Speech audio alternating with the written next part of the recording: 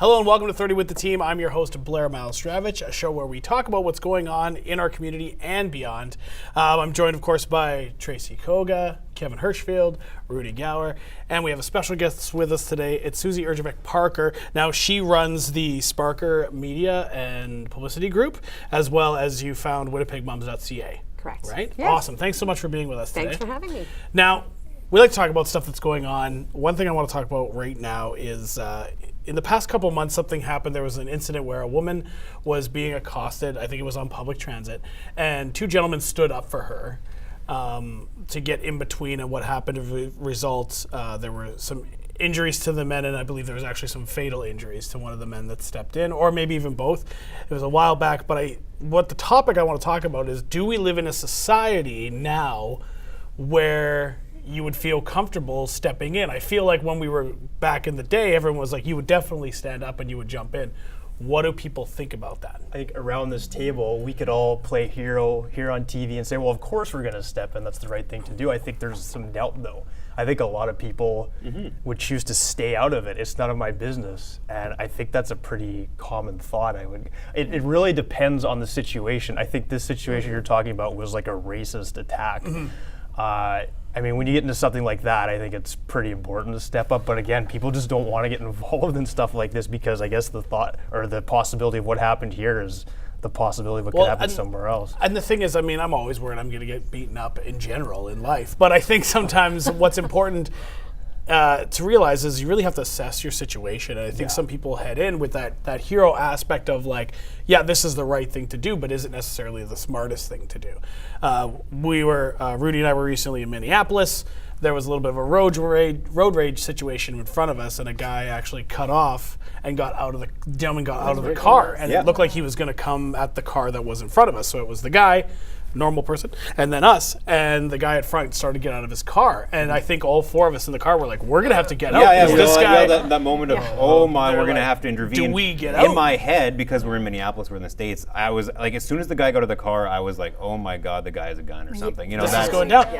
And like a black object fell out of the car. It turned out to be a glove, but it was like, at first it was like, I know it sounds bad, but it sounds like it could have been a gun. I mean, anywhere. In my mind, like whenever I'm confronted with that and people talk about like, oh, should you confront? My first thought is to tell people, you always got to call the police. Call the police first, call the police first, call the police first, or talk to 911 or something, because you want someone official who's supposed to take care of that. But when you're in the situation, it's really hard. Yeah, it's not like adrenaline gets going, right? And I think like for me, if I had my children with me, I would probably be less eager to jump in as opposed to if it was just me. And I would try to make sure that there was some distance between me and the abuser or the attacker, and at least try to diffuse or give the person who's being attacked an opportunity to get away. You know, but again, you're hoping that somebody else is going to come to support you in that situation, and other people might be afraid. So I understand the fear for sure, and I think it's nerve-wracking when you're there because you want to do something, but you're also fearful. Yeah, it's a weird situation, I think, in general, because you want to do. Because I think everyone has an innate goodness about them, or at least I like to hope that that's true. There's a situation when I used to work for Global, or outside in the lane, I saw some people roughing up this guy, asking what time it was, and then all of a sudden they wanted his watch and they wanted this stuff, and I just yelled like, hey guys, how's everything going? And it allowed the guy to run away. But I was also far, far away in the safe zone. I was just loud. You have a buffer. Yeah, exactly. Yeah. So I don't know, I think the most important thing is, like my dad always used to say, there's a lot of crazies out there, and I hate to say that because it sounds awful, but and you don't think that it's going to end in physical violence or a fatality like that specific incident you talked about. And I think that's the biggest fear that people have, is that what if I do step in and then I become the casualty, right?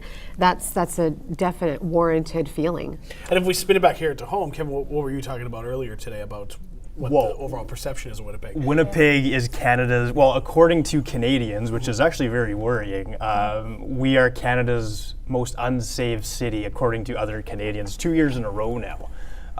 Looking at some numbers, though, it's interesting in terms of like a crime rate, we're 5th.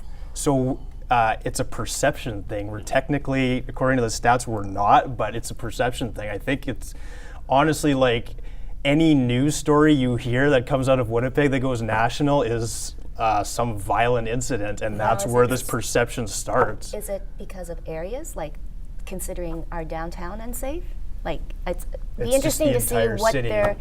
the entire city. So Yeah, well, what- it's how Canadians, I believe, it's Yeah. how Canadians view individual cities. I don't think other they're not- Canadians There's know. the people in Toronto going to be like, well, Winnipeg's downtown's Yeah, pretty but bad, other but Canadians Toronto's don't know, awesome, yeah. you know. They don't know about our north end, our troubled areas. They don't really know. They hear one thing about Winnipeg, and it's like, oh, that's it. We don't want to. Yeah. And it sucks for tourism too, right?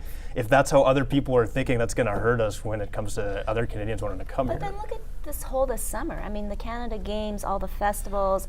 I mean, we had a lot of tourists. That's the problem, is And that it was- there's a lot of positivity Yeah. that when you break it down, there's a lot of positivity coming out of Winnipeg. And Absolutely. I mean, I'm as I've said before, so happy to be a Winnipegger. Me too. And Yes. like the Canada Games, the festivals, everything that we should be happy about. FIFA that we had last summer, Yeah. you know, like all of those wonderful I things mean, that are and coming we're- to the And city. we're going to have more and more. Yes, So yes. maybe that'll bolster our perception or other people's perception of our city. But it'd be interesting to see that there they must. don't hear I know. about they don't hear about how great our city was at the end of the day during Canada Games, because that just doesn't make It's like we need a right? massive ad campaign or something, a marketing campaign just Well, to. it'd be We've interesting had to some great see. stories, like in Nat Geo, and we've had things on HuffPo and all kinds of things. Like the word is getting out there, but I think some people just hold on to those perceptions, even though they are factually incorrect. And that's the issue too. Is like, I mean, I'm gonna say our society isn't exactly one that bases everything on fact.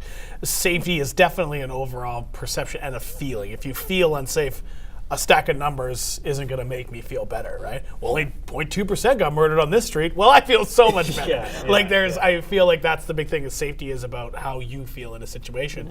And as we all know, there are different areas of the city where I feel more safe or less safe. But Yeah, it's always where the position you put yourself in. that's true. Yeah, I mean, but that's any city, right? You go to certain areas. Usually, high traffic areas tend to be worse, or tend to be. It's weird. Sometimes that's worse, or sometimes that's better. Well, I'd love to know the breakdown of those stats in terms of people. Have they actually visited here and still Oh, felt that, I- or I are people think who've so. never Like, left I would be willing- their postal code, Yeah, right? exactly. I would yeah. like to know how many Winnipeggers thought that Winnipeg was the most unsafe city. in Right. Canada. Yeah. But what if that's that thing that, like, when people, like, when they live in New York, everyone's like, New York's totally safe. I love New York. No, but then, like, tourists come in, like, 20 of them get mugged. Yeah. You know what I mean? Oh, It's yeah. like you live, I mean, you live yeah, in a city and you learn. I used to live downtown, and now I live close to downtown.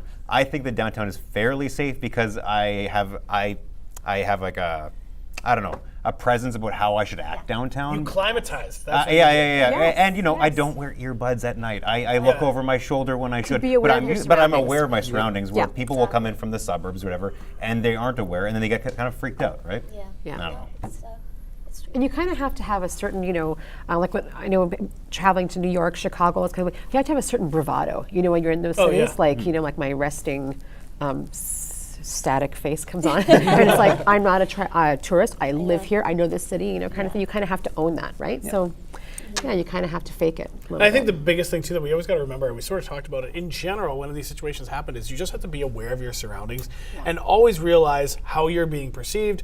Maybe pay attention. Maybe you don't go showing off that you have headphones and an iPhone and, I don't know, throwing money in the air. making It's it like rain, this. throw it But on I the think street, a big make it part rain. is, like, just go where you need to go. And I think if you're not... I mean, I think the other thing, too, is don't put yourself in situations that are unsafe. I mean, sometimes that happens, but if you feel unsafe, don't go there anymore. Like, And I think exposure to these cities is a big thing, right?